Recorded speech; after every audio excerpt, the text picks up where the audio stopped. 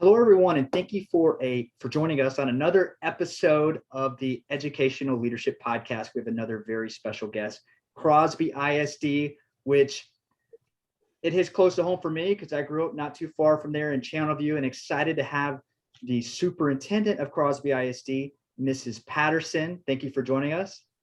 Thank you so much for having me. Thank you. And of course, we have our awesome co-host, Corinne French. Hey, thanks for having us today, Gary, and thanks, Ms. Patterson, for being with us. Very excited about having a conversation today about women in leadership. But before we dive into that topic, Mrs. Patterson, could you share a little bit about your background and maybe the vision for Crosby ISD? So my background is kind of interesting and not one that you hear a lot in the superintendency. And that is, I am from Crosby, born and raised, only public school education I received. So I am a product of Crosby ISD, proud Crosby High School alumni.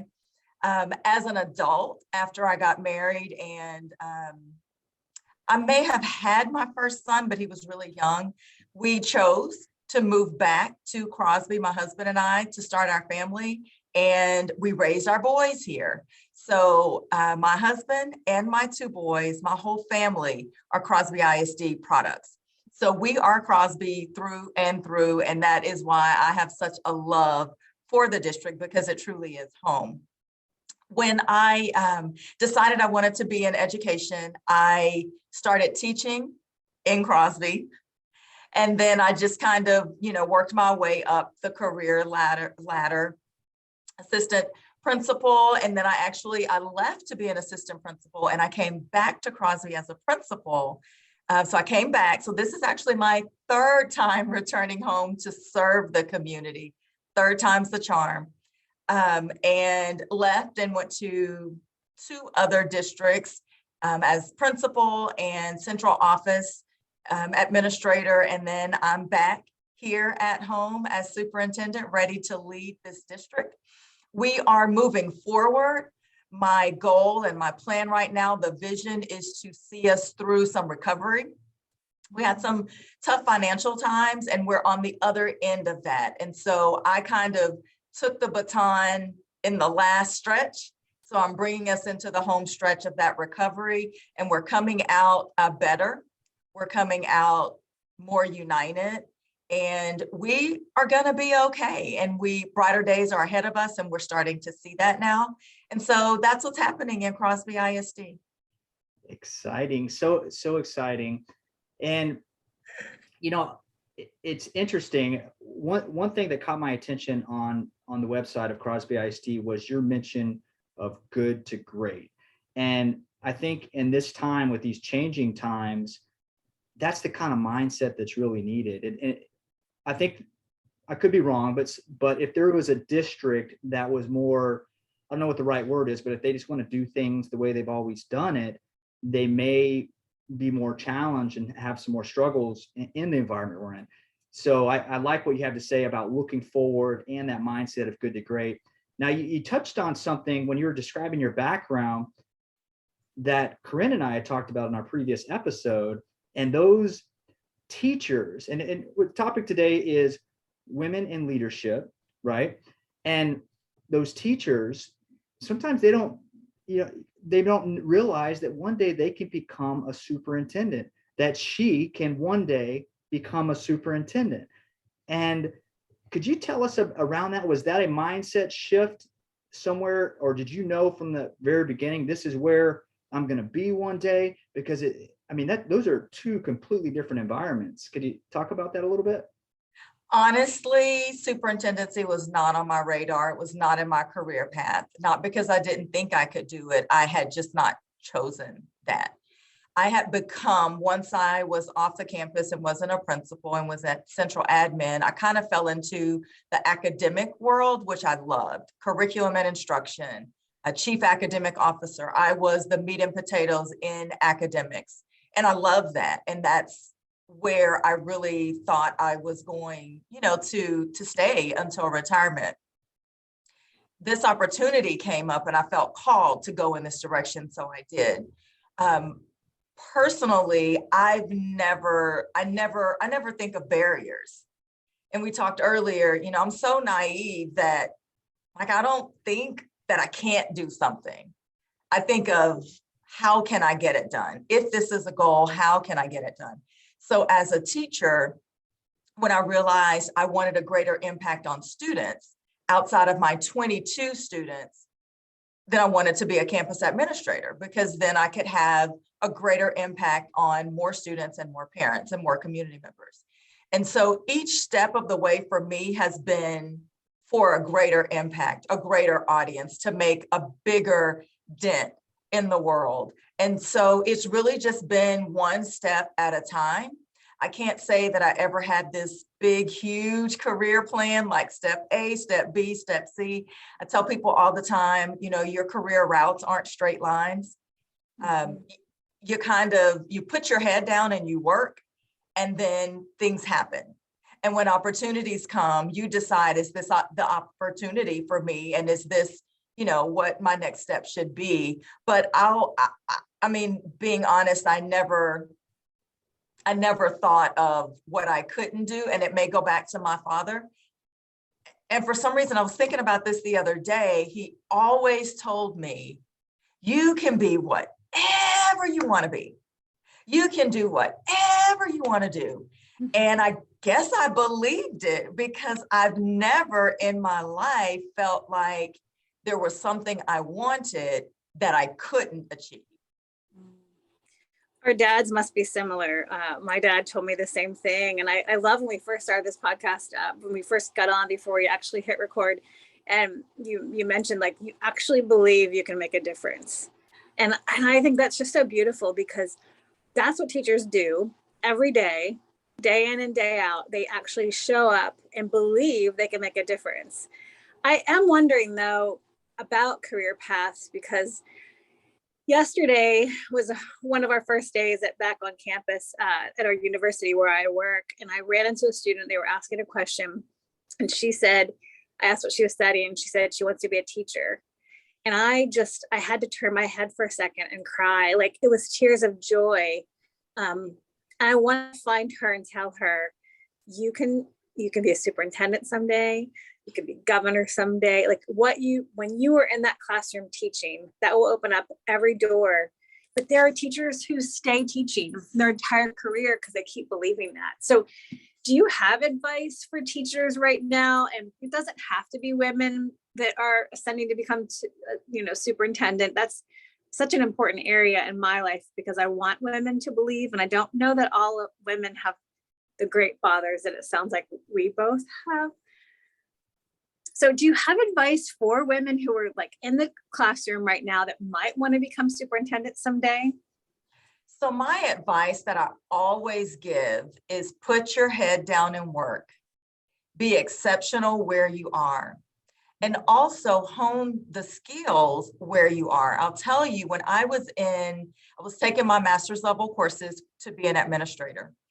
And I got this idea. I was like, as a campus administrator, I'm going to have to really draw and pull and have really good relationships with parents. And I know a lot of schools have a hard time getting parents to come in and be engaged. And so I thought, some of the ideas that I think might work as an administrator, I'm going to try it out where I am. So I remember vividly, I was in Crosby teaching first grade. So that year for open house, I had the students write an invitation inviting their parents to come to their open house. I had cake, I had punch. It was a party, right? And what I saw was all of these parents actually show up for open house. One, their kids asked them. And two, I rolled out the red carpet and I made it fun. And so as a teacher, think about what skills you can hone where you are. And then that's going to help you at each level. I was known on my campuses for having quite a few parents show up to my family nights, whereas a lot of campuses have a hard time. And it's because of that party atmosphere that I would create. I would create a desire in the kids who would then, pull on the parents who were really tired after their day of work. And so I would say you are a leader in the classroom. So learn how to lead where you are. And then when you become an assistant principal, you're a leader as an assistant principal. Whatever you have responsibility for and you're accountable for, use those leadership skills to be the best you can be. And I truly believe that when you put your head down and work and truly work, people notice and they come for you. You don't go looking for opportunities. They truly come when you put your head down and just work. Oh my gosh, I love that. Yes, yeah, that's a great message. And it's interesting. It all ties back to leadership from a lot of things you just described. Obviously, teachers in the classroom, the students pulling their parents in, that's leadership. And then talking about that mindset, I mean, that's a leadership mindset. And I guess my question is, how do you, because you got two ends of the spectrum, right? At least, and there's probably more, but there's two that I can think of right now. On one end of the spectrum, you have students that are struggling, parents, there's poverty, there's situations where there's despair, basically, where they just don't believe that they can achieve what their possibility really is. They don't believe it.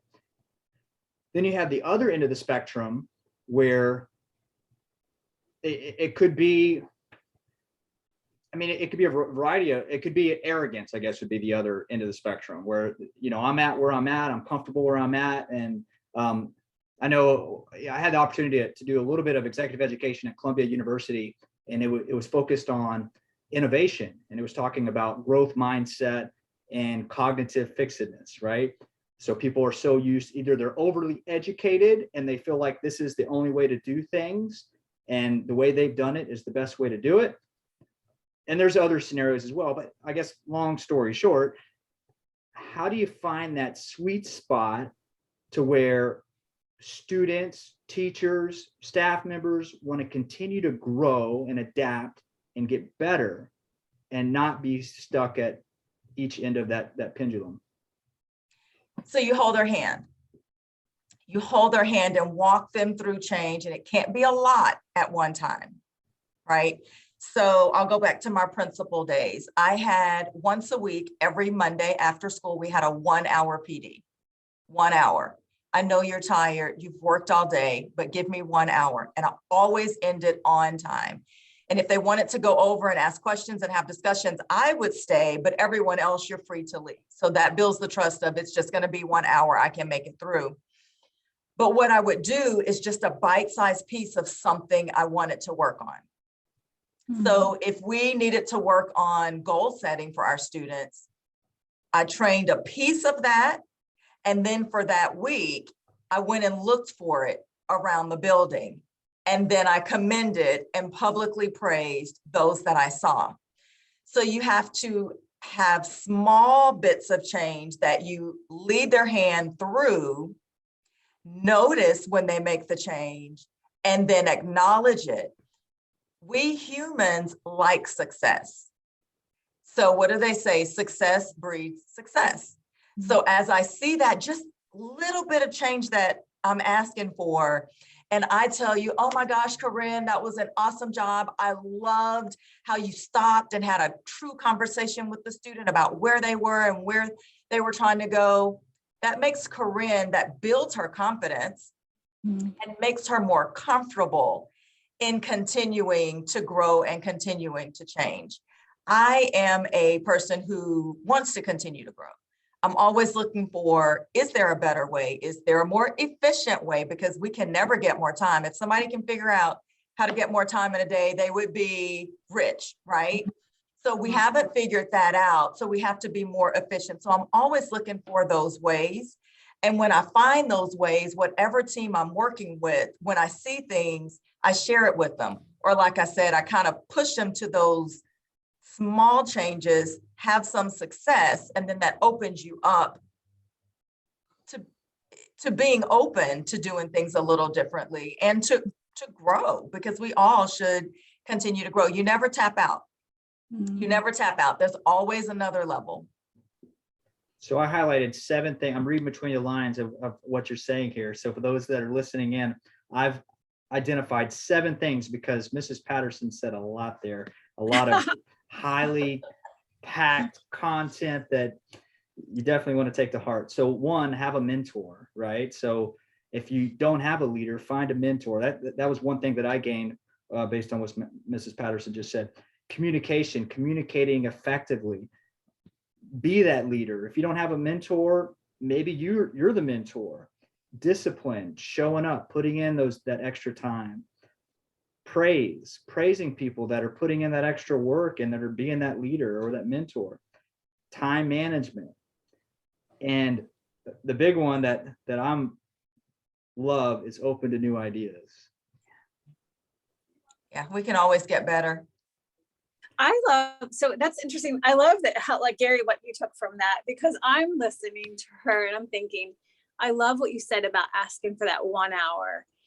And you had a bigger picture probably in mind of what you're trying to get to. So you had this beautiful plan that you saw that they could do, like they were capable of.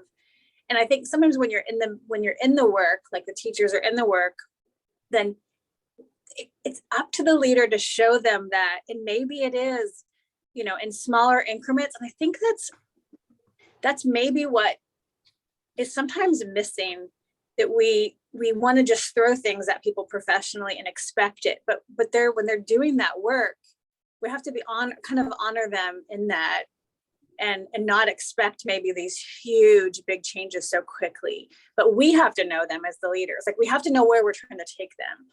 So it's funny, like what you picked up on, Gary, like what I'm hearing her say. But I'm loving that, like, then not just giving them that 1 hour, but then finding that next week.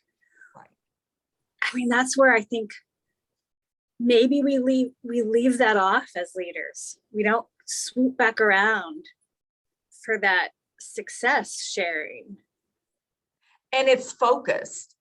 Mm-hmm. It's focused. So, we have our PD days in education. So you have a full day of PD. And then there are 2 or 3 months, maybe 2 or 3 months in between before the next full day of PD. Have we looked at what we did the first full day of PD? Have we gone back to monitor? Have we gone back to give feedback? That's why I felt like the week is better, because that's the only piece. And so what I would do this week, like we're starting. This week is the start. It's Monday. Here's the learning. Now go and put it into action. And then the following week, you're still doing the habit of last week. And then you add the next piece on. I'm looking for the next piece, but I'm still looking for the first week.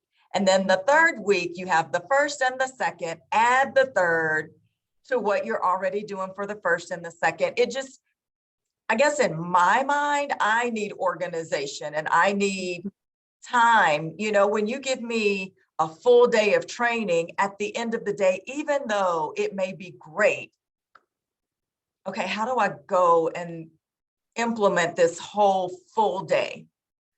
Mm-hmm. Usually you can't. You at least have to sit down and make a plan to gradually, right? If it's been a full day, but if it's just a bite size, I can quickly turn that around, and that helps me build habit, is my thought behind that. Wow. Yeah, that's excellent for me. I mean, that's so excellent. Thank you. Yes. And Mrs. Patterson, this has been such an amazing interview, and I've learned so much about leadership and public education and Crosby ISD and what y'all are doing. And it sounds like y'all are doing some really exciting things. But before we close out, Corinne, would you like to say anything before we close out the podcast? Well, I always like to ask, like, what's your big dream for public ed? I know this has been such a hard time with our students spending a year and a half, in different kinds of learning. We made changes that we never probably imagined can happen in public ed. And yet we still have it's still so hard on them. I feel like there's just a little bit of despair in our students, and I think they're looking to us to lead. I'm super confident to do it. I love how you said you actually believe you can change the world. So what are some of your big dreams moving out of COVID, knowing that we're still struggling with this? What are some of your big dreams? You know, my biggest dream is that we reflect on this COVID time and identify the positives that came out of it. We grew by leaps and bounds in the area of technology integration. Many of us don't really want to go to like online learning the way we had to do online learning, but we did learn that we can integrate technology much more into our instruction than we had been. Things like that, I don't want us to think of the pandemic as, oh my gosh, that was the worst time of my career. I don't want that. What good came out of it? What things did we learn that was really good? We never would have done that had we not been forced to. Take those, improve on education by adding those to what we know already works, and then let's continue to go. I don't want to see education fail. I don't want to see education crumble because of. There's good in it, and let's continue to work toward those dreams of changing the world with what we've learned, because I think we also have learned that we're very strong and we're very resilient and we can conquer the world. I mean, we've survived a pandemic, guys. It's been 2 years. You know, that's a lot to celebrate. And what have we learned about ourselves? What has grown stronger in ourselves? Surely there's something. So I think when we look inside of us and see, I know there are a lot of ways that I have truly grown during the pandemic, and I'm thankful for that. So acknowledge it, be thankful for it, and then put it to work in your lives. There's that mindset again, right? Focused on the right things versus the wrong things. There's always a silver lining, and growth is obviously a big one. Well, for those of you all that have been tuning in, thank you for tuning in to the Educational Leadership Podcast. Before we close out, I want to give a shout out to our sponsor, Ideal Impact. Ideal Impact is providing funding for ministries and public education.